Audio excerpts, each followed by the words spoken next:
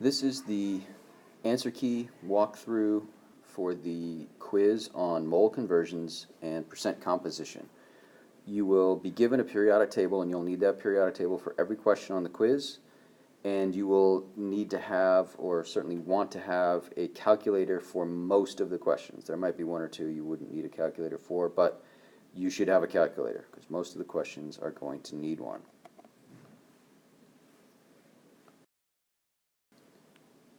Okay, so the first few questions, we're going to refer to the periodic table. The first two, the answers are directly on the periodic table, and then the next two, the information is on the periodic table, and then we just need to put some of those numbers together. So the first question is, what is the molar mass of iron? So we're going to look on the periodic table, and we're going to find iron right here in the middle of the table. And we see that the number for mass is 55.8. Okay, so that's the answer to the question. What is the molar mass of iron? It's 55.8.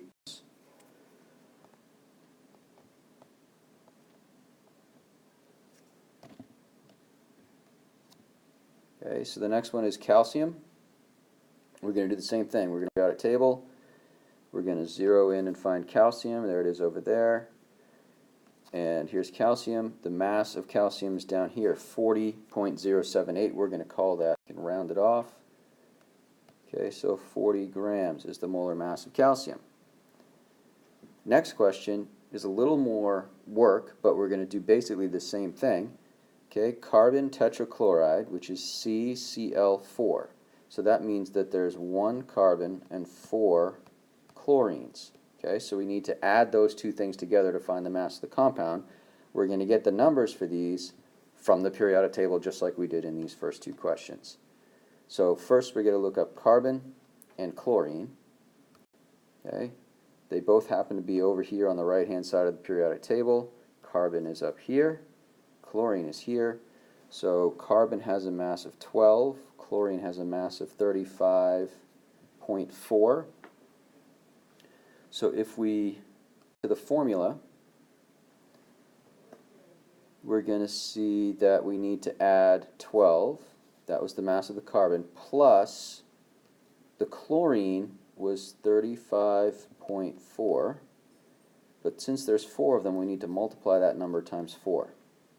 Alright, so then that means we're going to add 12 plus 141.6, and that gives us a final answer, I'll put it up here so there's room, of 153.6 grams. So to find the mass of a compound, you take the mass of each element, and then if there are little numbers, if there are little subscripts down here, then you multiply the mass times that number for that element. Okay, so that's why we did 35 times 4. And then once you get those answers, you add them all together. Okay, so the next question here is to do the same thing for a different compound, Al2SO4 3. So on this one, what you're going to see down here, see there's two numbers here. There's a 4 inside the parentheses, there's a 3 outside the parentheses. What that means is the 3 affects everything in the parentheses. Okay, so that means there's going to be 3 sulfur and 3 times 4, or 12 oxygens. Okay, so when we start doing the mass, we need to figure 3 sulfur and 12 oxygen. To do that, again, we're going to go back to the periodic table. So we've got aluminum, sulfur, and oxygen. Look up. Again, those are all over here on the right-hand side. Aluminum is here. Sulfur and oxygen are actually right kind of on top of one another. So the mass of oxygen up here is 15.9, which we'll call 16. Sulfur has a mass of 32, and aluminum is 26.98. We'll call that 27. Okay, so I'm going to do this all on this side because we're going to need a little more room for this one. So first we have 27 for aluminum times 2 and that's 54. So the mass of aluminum in the compound is 54. For the sulfur, it's 32. And since we had that little 3 outside the parentheses, we multiply sulfur times 3. Okay, so that gives us 96 for the sulfur, and then the oxygen is 16. And because of the 4 inside multiplied by the 3 outside, that's going to be 16 times 12, or 192. So we add all that together, and we get an answer of 342 grams. That's grams, 342. That's the total mass of that compound. So for any element, like the first two, you can just look up the number on the periodic table. When you have a compound, you look up the elements, and then you multiply them by these little numbers down here and add it all together to get the mass of the compound. All of it comes off the periodic table.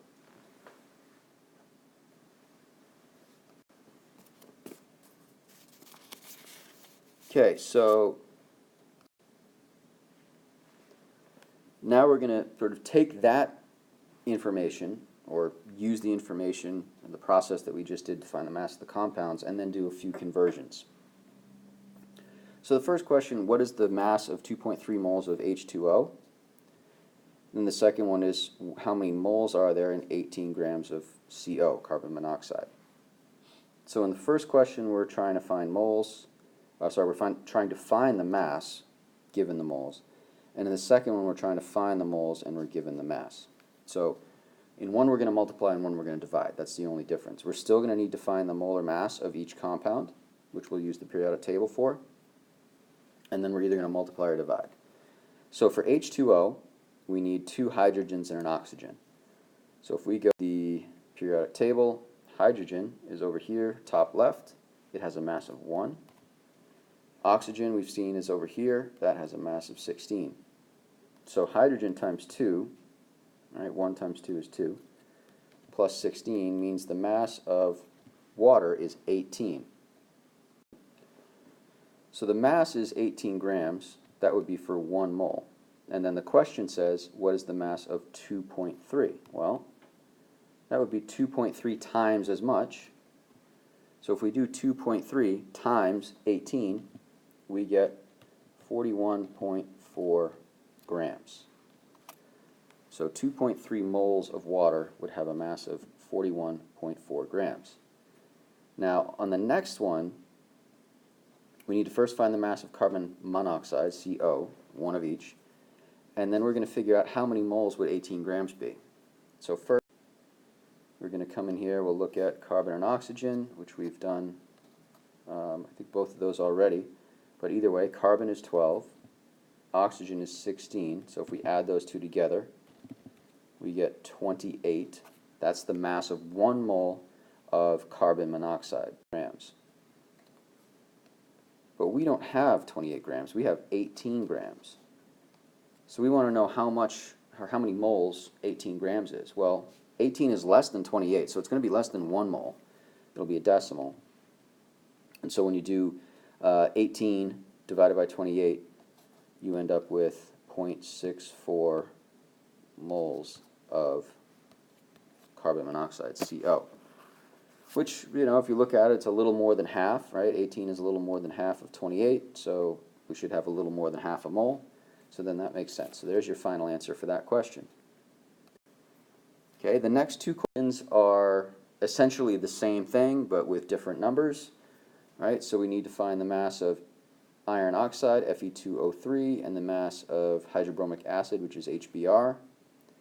In the first question, we're given the moles, so we'll multiply. In the second question, we're given the mass, so we will divide. All right, so let's do Fe2O3. So iron is here in the middle part of the periodic table. It's got a mass of 55.8. Oxygen, we've used that a bunch of times already, has a mass of 16. So if we do 55.8 times 2, because it was Fe2, right, that gives us 111.6. and then we had iron, we had oxygen. That was iron we just did. Oxygen is 16. That's times 3 because it's Fe2O3, so that would be 48. So we're going to add these two numbers together, 111 plus 48, and that means that the mass of iron is iron oxide is 159.6 when we add the two numbers together from the previous slide. Now that would be 1 mole, and in this case we have 6.25 moles. So it's going to be 6.25 times bigger. Right? So we do 6.25 times 159.6, and we get the number 997.5 grams. Okay, so 6.125 moles of iron oxide would weigh a little less than 1,000 grams. Now we're going to find the mass of hydrobromic acid. That'll be the mass of 1 mole, and we will divide the amount we have by the amount of 1 mole, and that will give us the number of moles.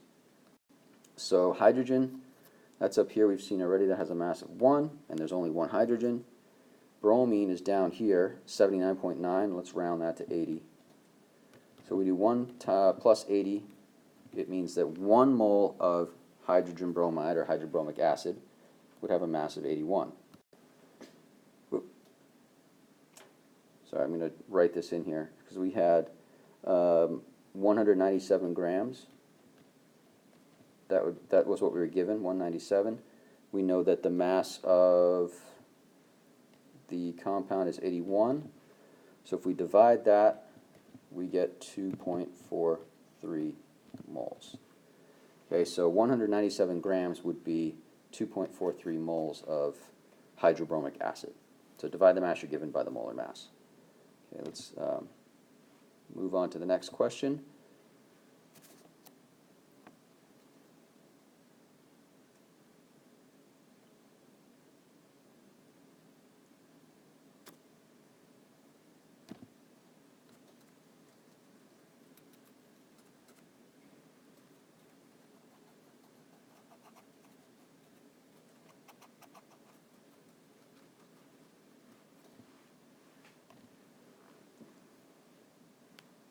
Alright, so on this question, we're asked to find the percent of carbon in potassium acetate. So what percentage of the compound by mass is made up of carbon? So we still need to figure out what's the total mass of the compound, and then we also need to figure out how much of that mass comes from the carbon. So we're going to go to the periodic table again. So we've got, if we sort of zero in here, we've got a potassium. We've actually got 2 carbons, one there and one there. We've got 3 hydrogens, and then we've got the 2 oxygens. Okay, so potassium times 1, carbon times 2, hydrogen times 3, and oxygen times 4. Times 2. I was just counting. 1, 2, 3, 4. Times 2. We'll look up the masses, multiply by those numbers, add it all together, and that will give us the molar mass. So we've already looked at a lot of these. Hydrogen, we have. The one we haven't seen yet is potassium. And then we've got carbon and oxygen. Okay, so hydrogen is 1, potassium is 39, carbon is 12, oxygen is 16. So let's go over here. Okay, so potassium is 39 times 1, so that's pretty easy, 39. Carbon is 12 times 2. We have 24 grams of carbon. The hydrogen is 1 times 3, so that's 3. And then the oxygen is 16 times 2, or 32. So we add all that together, and we see that the total mass of the compound is 98. 98 grams. And then the question is, what percentage of that 98 grams comes from the carbon? Well, we already figured out how much carbon there is. There's 24 grams of carbon. So what percentage of the mass is carbon? 24 divided by 98, and then we'll multiply that by 100 to make it a percentage. When we do that out, we come up with 24.5%. So that is answer A, 24.5%. Okay, so the rest of these next few problems are very similar, just different compounds. have to do different percentages. So let's take a look at AlCl3, aluminum chloride. We've got aluminum, which is 27, chlorine, which is 35.4. And if we do 27 times 1, 27, and then 35.4 times 3, because there's 3 chlorines, we end up with 106.2. Add that together, you get 133.2. And the question is, how much of that is aluminum? Well, the aluminum was 27 out of the 133. So the percentage comes out to 20.2%. So again, answer A. All right, here we go. Next one is lithium chloride, one of each. So that's pretty straightforward. Lithium is 6.94. We'll call that 7. Chlorine, we've seen a couple of times, is 35.4. So 7 plus 35.4, you've got 42.4. And the question is, how much of that is lithium? So 7 out of the 42.4 grams is lithium, times 100 to make it a percent. And we end up with 16.5%. And that one is answer C. All right. How much chlorine is in barium chloride, BaCl2? So we have a new one that we haven't seen yet, I don't think, in barium. Chlorine we've seen times. Barium is down over here. It's a big element, 137.2. And then chlorine, again, we've seen is 35.4. Barium, 137.3. Chlorine is 35.4 times 2. So that's 70.8. We add those together, we get 207.3.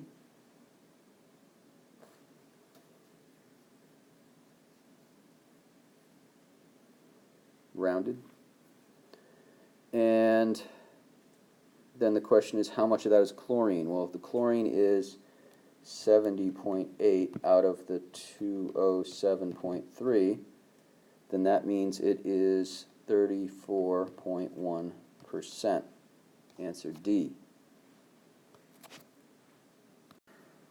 Again, CaO, calcium oxide. Okay, go to the periodic table. Oxygen. Over here, 16. Calcium is on this side. That's 40. There's just one. So we'll do 40 plus 16. That's 56. And the question is, how much of that 56 is calcium? Well, 40 out of the 56 is calcium. So 40 divided by 56 times 100 is 71.4%. That is C. Answer C. And carbon monoxide. Okay, carbon is 12, oxygen is 16. So 12 plus 16 is 28. And how much of that is oxygen? Well, it's 16 out of the 28 grams times 100, which comes out to 57.1%. Answer B.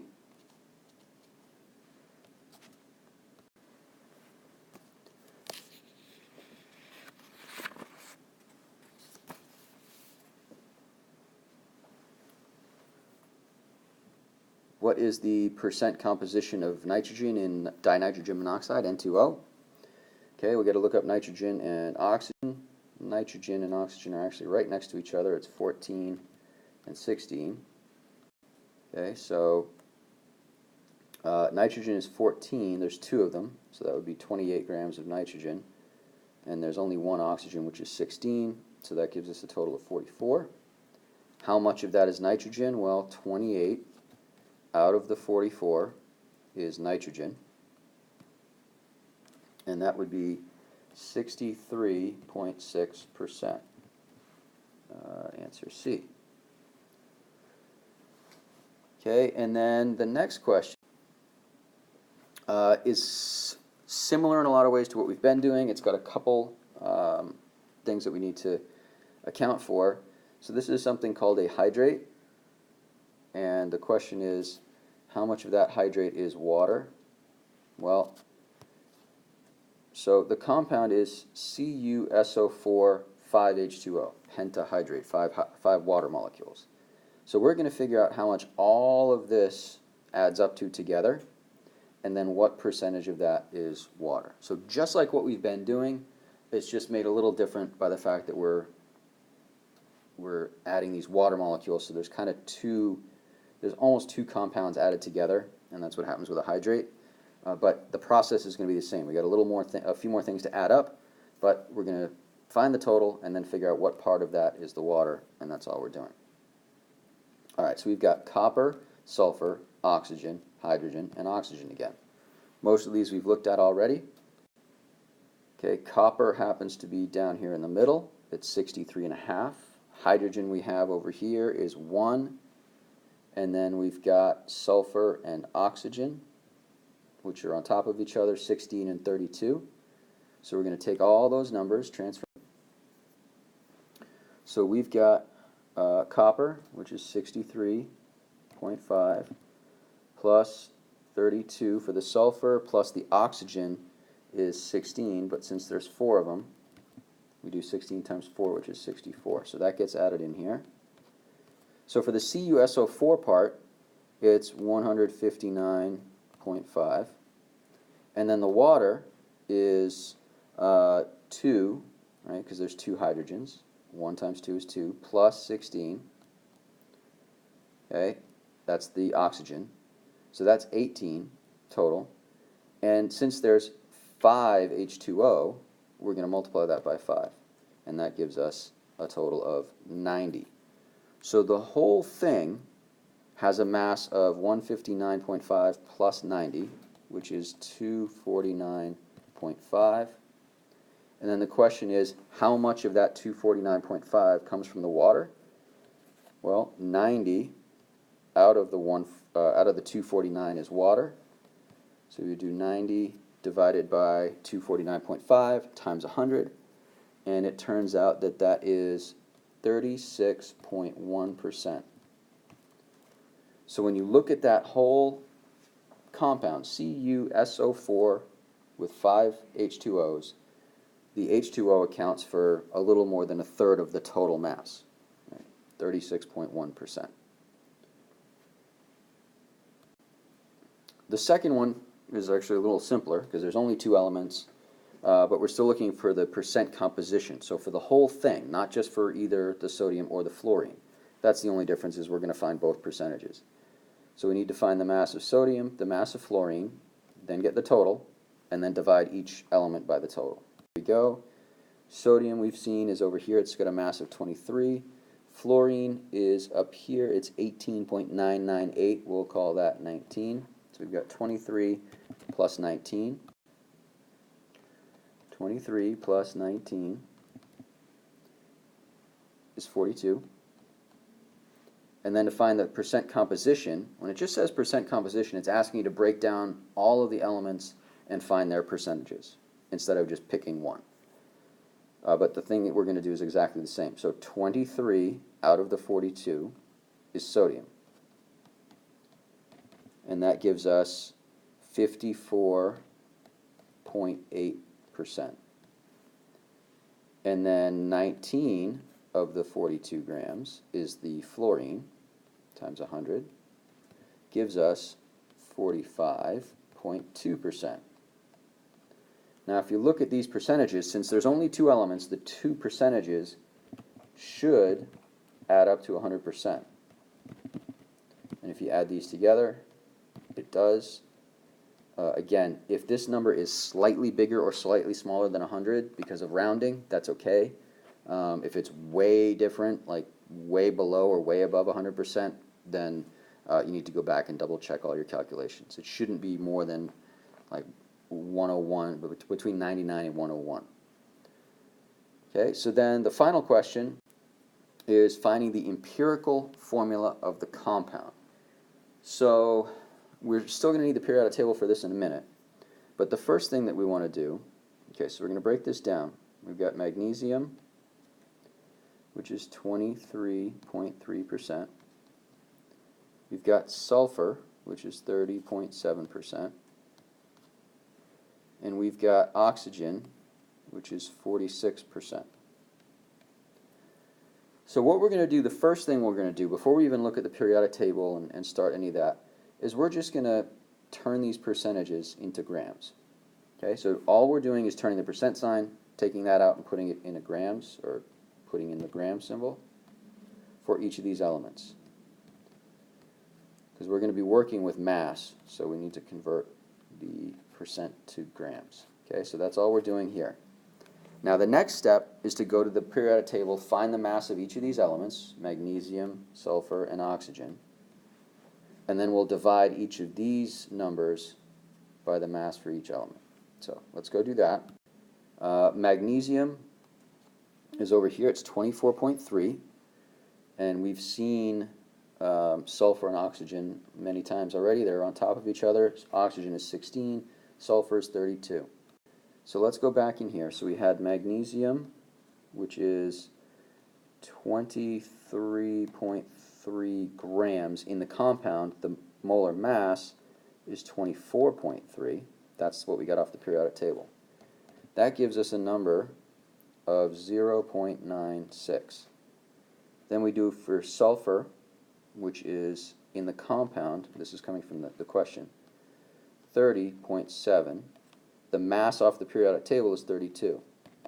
That actually also comes out to 0.96. And then the last one was oxygen. In the compound, it's 46 grams.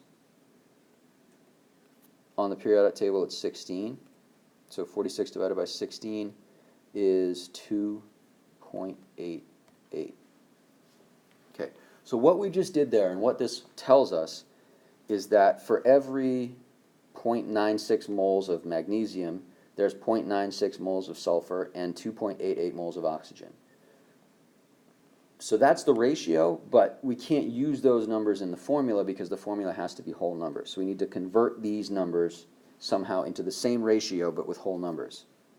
So the next step is to take each number in the list and divide it by the smallest number. Now the first two happen to be the same, so we're going to divide those two by themselves, and then the last one is also divided by 0.096.